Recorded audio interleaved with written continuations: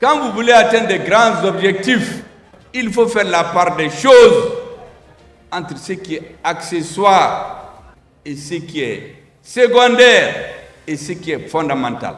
Ce qui est fondamental, c'est les résultats que la transition a atteints. Personne ne doute aujourd'hui des réussites dans le domaine de la sécurité. Nous avons remercié toutes ces forces étrangères qui étaient un voile qu'on nous a mis sous la tête. Je crois que certains Maliens, je les entends ces derniers jours, dire oui, il faut négocier avec les terroristes. Les populations de Mopti, de Tombouctou, de Gao, de Menaka, de Kidal, de Tessalit, il faut que ça soit dit, entendu par les nouveaux amis du M5. N'accepteront jamais subir l'humiliation encore que notre peuple a subi pendant 30 ans.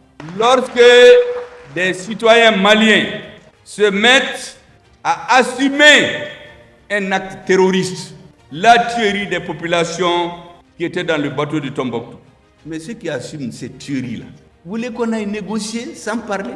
Il faut les poursuivre et les juger. S'ils veulent des négociations, mais ils reviennent comme des Maliens, ils se mettent sous le coup de la justice, elle peut les libérer, les Maliens peuvent pardonner, mais les humiliations que nous avons subies pendant des années, nous n'allons pas les oublier.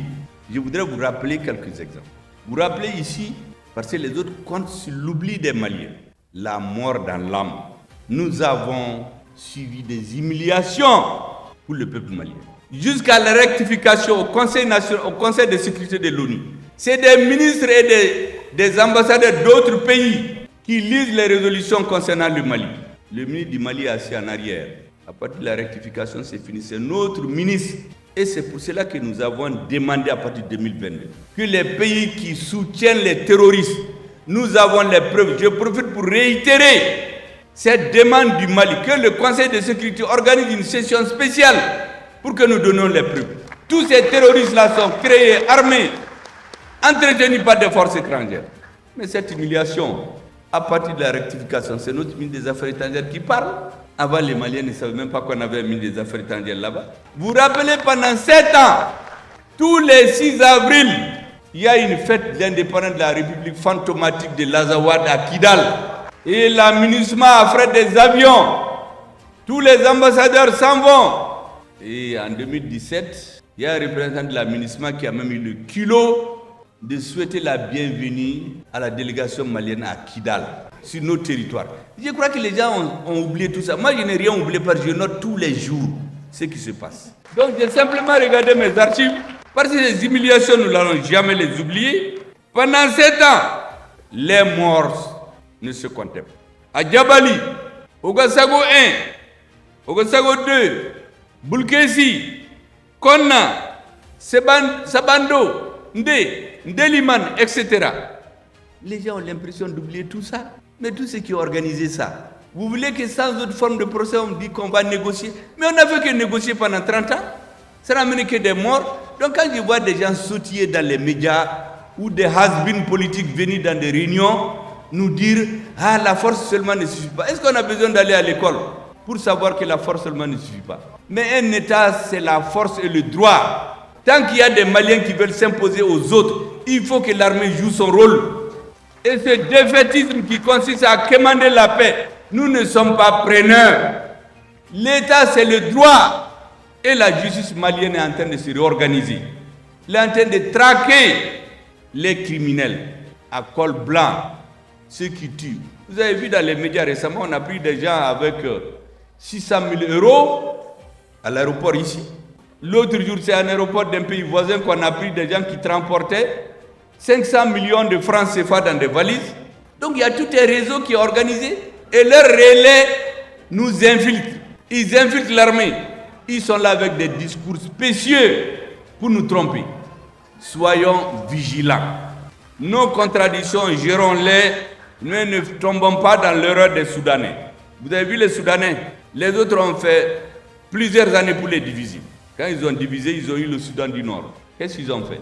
Ils ont fait plus de 10 ans pour dire la démocratie, la démocratie. Après, on a trouvé des femmes, des jeunes, des intellectuels qui se sont mis dans la rue, démocratie, démocratie, démocratie. Et puis certains militaires ont suivi cette chanson. Ils ont renversé le régime. L'étape suivante, c'est ce que certains sont en train de faire ici. Créer des bis-bis entre les militaires et les civils. Les militaires sont tombés dans le piège, ils ont renvoyé les civils et le pouvoir est resté seulement entre les militaires. La finalité, les militaires sont bagarrés. Mais où se trouve leur pays aujourd'hui? Le pays est détruit. Tous ceux qui réclamaient la démocratie là sont morts ou ils ont fui. Les autres sont réduits à courir pour chercher des alliés. Mais le Soudan, ils l'ont détruit. Faites attention. Tous ces faux soutiens de la transition qui sont chez nous, leur objectif c'est de faire échouer la transition. Nous allons eux les faire échouer. J'ai dit plusieurs fois, toute personne, tout groupe qui essaie de trahir la transition, allez remettre. Inch'Allah. La transition malienne, c'est une bénédiction de Dieu. Toute l'Afrique est en train de nous regarder. Nous n'avons pas le droit à l'échec. Et c'est pour cela que nous devons rester vigilants. Je ne le cesserai jamais de le dire. Regardons autour de l'Afrique. Comment ça se passe? J'ai reçu dans mon bureau des Africains venus des pays développés, des délégations qui ont des nationalités de ces pays. Mais il y a des Noirs qui m'ont abordé après. Ils m'ont dit, à cause de Dieu, faites tout pour ne pas échouer. Tout le monde regarde le Mali. Toute l'Afrique regarde le Mali.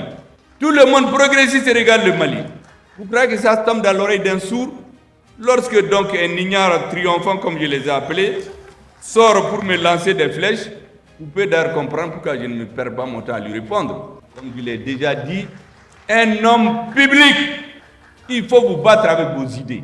Traîner des contradicteurs devant la justice, c'est une peur de faiblesse. Et c'est pourquoi je dis à tout le monde que personne, tant que j'ai le même raisonnement, ne me verra jamais amener un homme politique en justice ou un journaliste en justice. Je le combats avec mes idées. S'il a tort, il finira par être grillé. Je ne donne pas d'exemple. Vous avez entendu ceux qui ont attaqué le Premier ministre ici, là, depuis 3 ans. Où est-ce qu'ils sont aujourd'hui? Ou bébé ou au Kono. Ou bien certains se sont tués ou sont portés disparus de la scène politique. Vous entendez des gens qui viennent, ils prennent des contradictions, ils sautillent là-dessus. Mais les contradictions, c'est les sources du progrès. Dans un groupe, s'il n'y a pas de contradiction, il n'y a pas de progrès.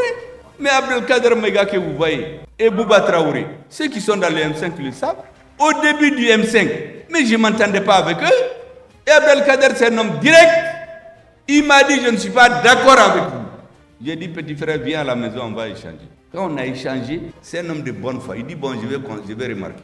Mais Bouba que vous voyez là, mais au début, même quand je parlais, Bouba ne voulait même pas entendre au M5. Jusqu'au jour où le M5 RFP a rencontré le président de la République.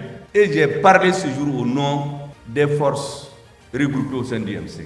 Quand je suis sorti, Bouba m'a pris par la main. Il dit, Dogo, c'est à partir de ce jour qu'on a commencé à se comprendre.